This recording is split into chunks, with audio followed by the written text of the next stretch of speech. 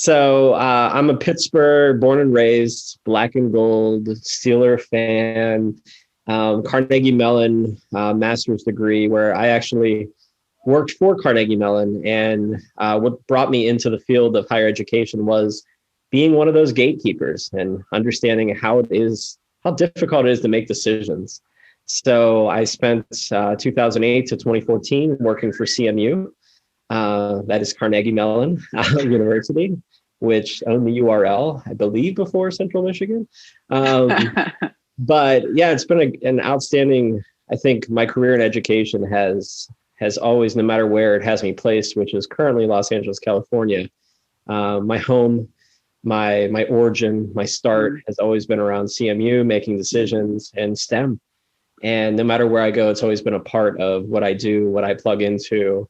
And I currently reside in the Silicon Beach area in Los Angeles. Surprise, surprise.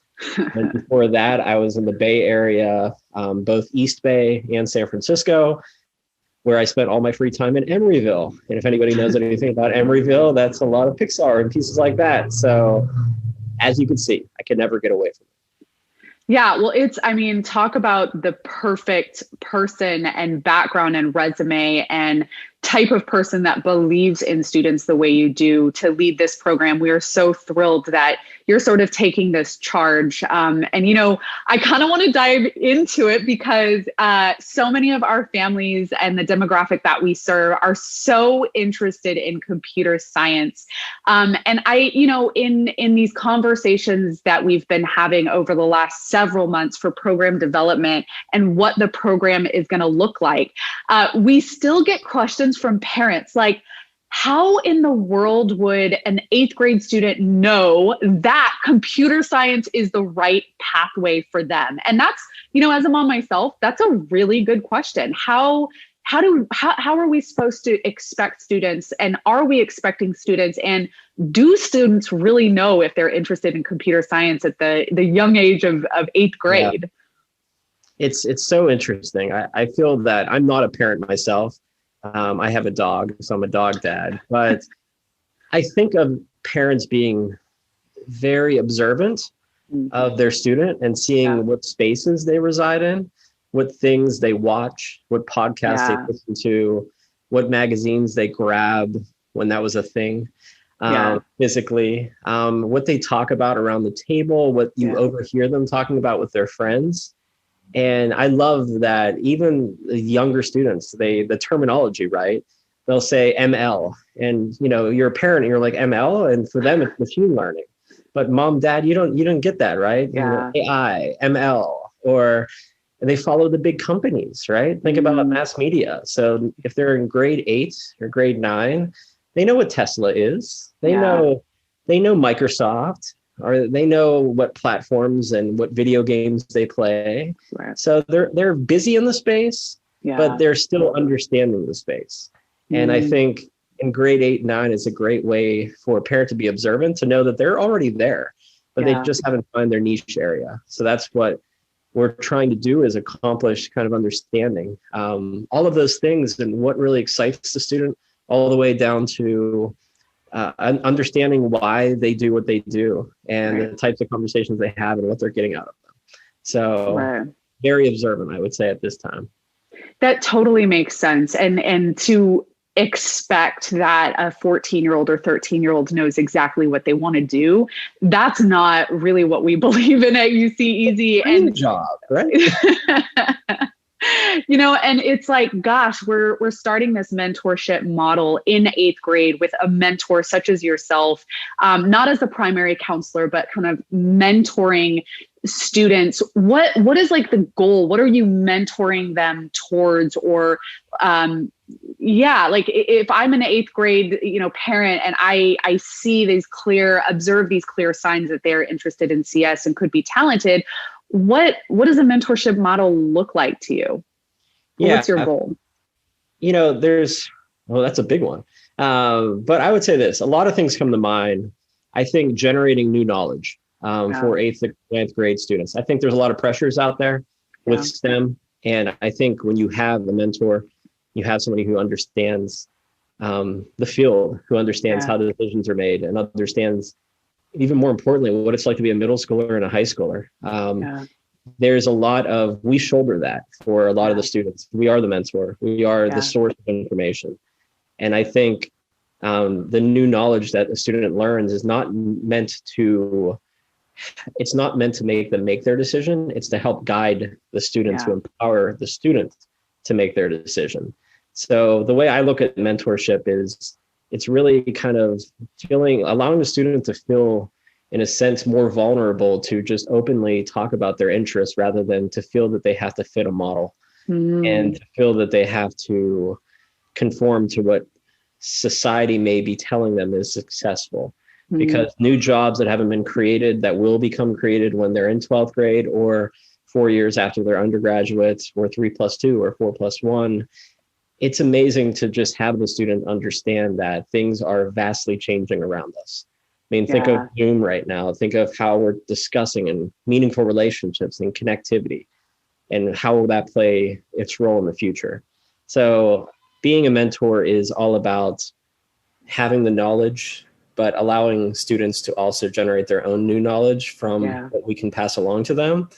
Empowering students is a huge piece of this, that they can do amazing things, and also letting them know that we're all students. I myself am still a student.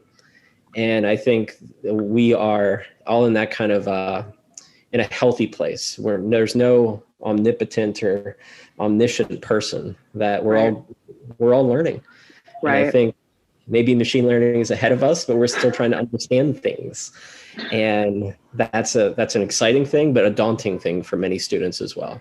Right. That's what a wonderful way to sort of, like you said, the word empower, and kind of play a supportive role in watching the development of students. And, you know, we believe, like, as a 13-year-old, you should not know exactly what your life is going to look like. But gosh, for these kids that are displaying this very clear talent and passion towards computer science, to be able to have a mentor like yourself sort of walk besides them through the process is pretty amazing.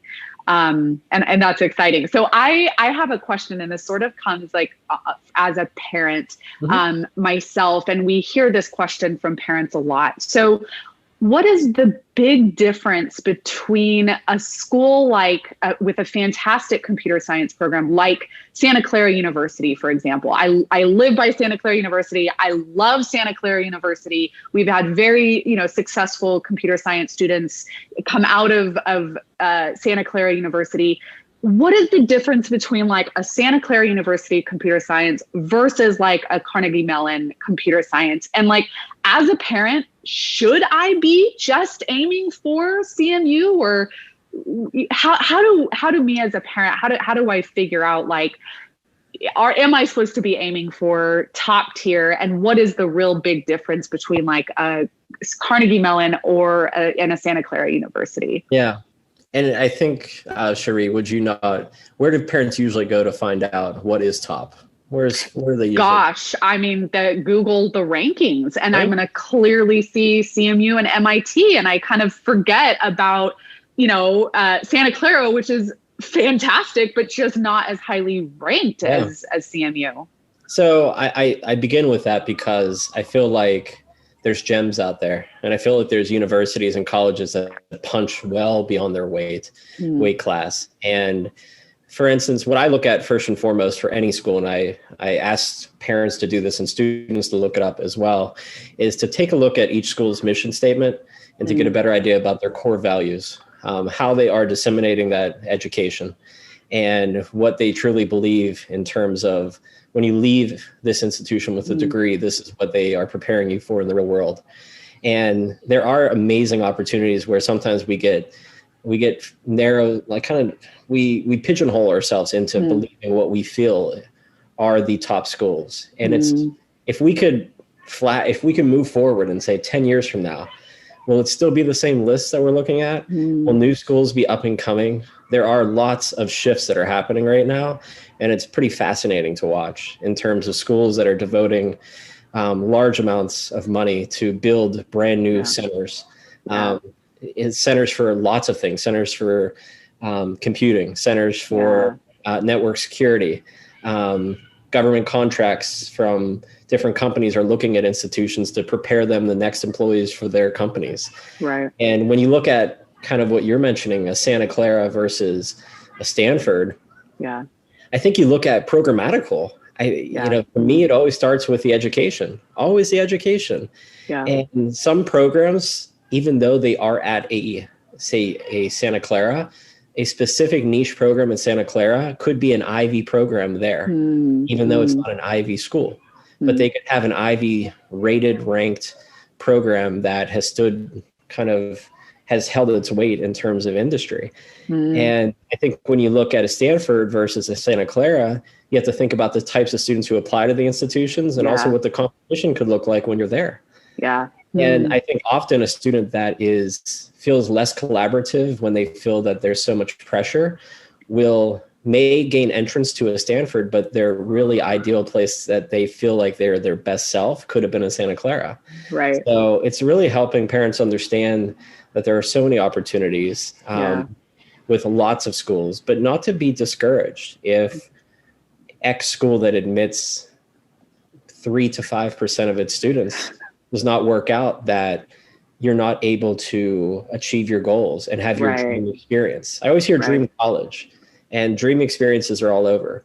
Yeah. I mean, think of Tim Cook, and if you look at where he went to school, it's the University of Auburn.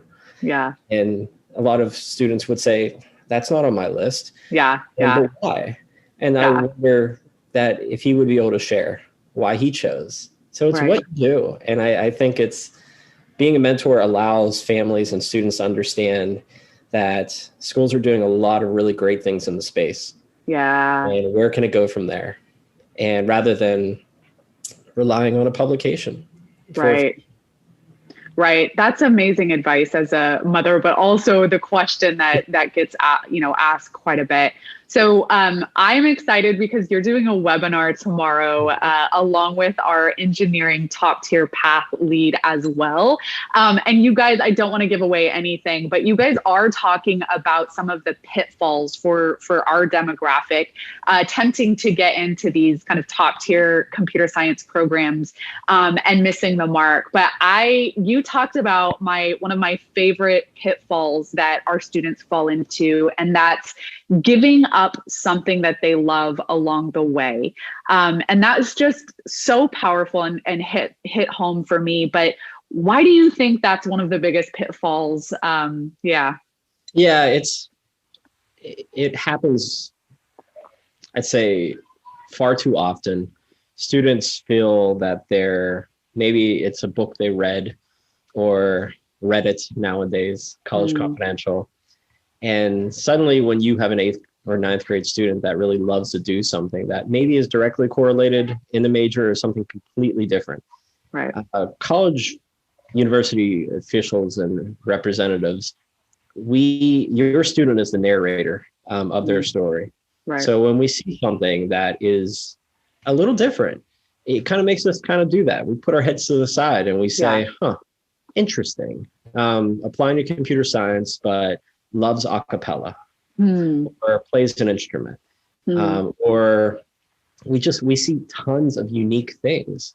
And these differentiators or X factors or these, however you want to classify it, play out very well when a student continues to do them, because it allows a student to be comfortable in talking about that without feeling like they're diminishing their application, because they're being their authentic self.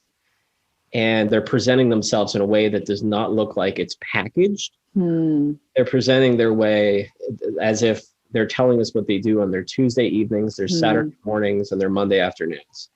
And I think there's a refreshing aspect to reading an application where a student says, I'm asking permission to attend your university. This is what I love to do. This is me. And this is why I like you. And maybe it sounds kind of like we're back in elementary school sliding notes to one another and opening them.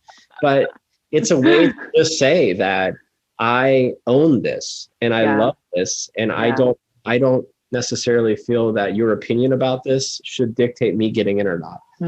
So it's being proud, and it's not feeling that something has less value. Because when we get around and we talk and we make decisions, you would be amazed what we talk about. And sometimes that thing that is not aligned is the thing we talk about the most. Wow. And that's the cool thing about it. You'll never know what happens behind those rooms or on the virtual screens. But when I was at CMU, I remember my orchid growers. I remember my students that carved their own silverware and donated them to pantries. Oh, stop it. I had the musical theater leads who were computer science majors and got away from the whole stigma of, extroverts and introverts. That's the stuff that makes you say, wow, this student loves language and Latin just as much as they love coding and multivariable calculus. Wow. I love interesting, unusual combinations, and I want students to have those. That is so cool. I mean, how could we get any better? If you want to hear more from Chris, you will be on tomorrow at, is it 11? I believe I'm on 11:30. Perfect. And Ray's was on before me. Yeah. Right. Yeah. So I really appreciate your valuable time. It's been a crazy college, application season for you. And I really appreciate even squeezing in 15 minutes with us. More than really appreciate it. Awesome. All right. Talk to you later. Take care. Bye.